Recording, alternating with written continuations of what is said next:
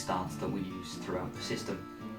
So to adopt Sanchindachi, first of all I'm going to imagine a square, the length of my shoulders on each side. Looking down at my feet, I'm going to keep my right foot on the rear right hand corner of that square.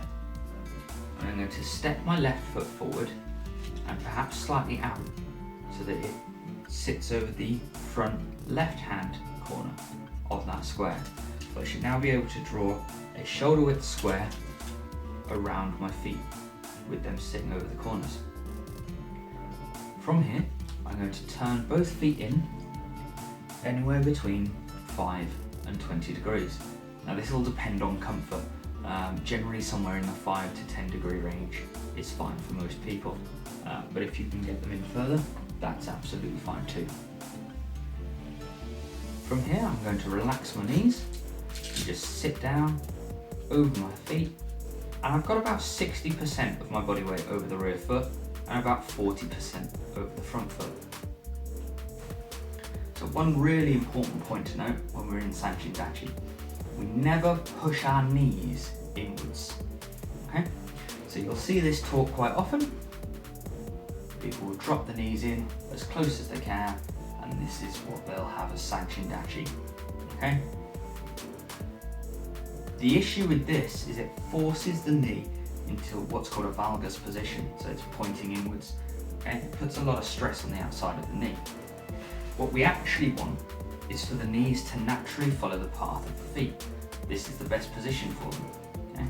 This is also why when we're in a big, wide Kibadachi, this is also not an ideal position. My knee is pointing that way, my foot is pointing that way. So when I'm here in Sanchindachi, my knee and foot are pointing that way, my knee and foot are pointing that way. Okay? They're travelling in the same line. I'm not dropping them in here. Okay? This is a nice, comfortable position, and this is fine for your knees. So this is our Sanchindachi.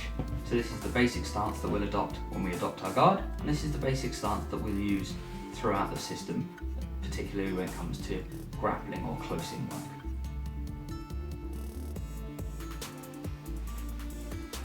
So why Sanchindachi? Well, there's a couple of reasons.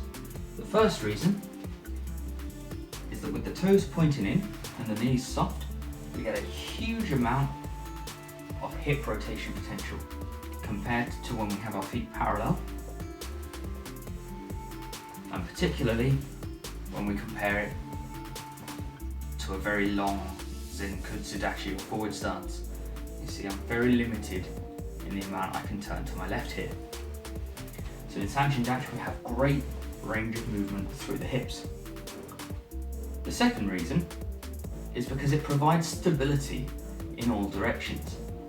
So we can achieve the same kind of hip mobility through Hichijidachi, the figure 8 stance. See here, I've got great hip mobility. The problem is I have a very long, narrow base of support here. So if you draw a line between my feet and were to push on me perpendicular to that line, I'd go backwards quite easily. Whereas here in Sanchindachi, I'm encompassed within that square base of support. I'm a lot more resistant to pushing or pulling in any direction. So that was our short lesson on Sanchindachi. I hope you enjoyed it, and we'll see you in the next one.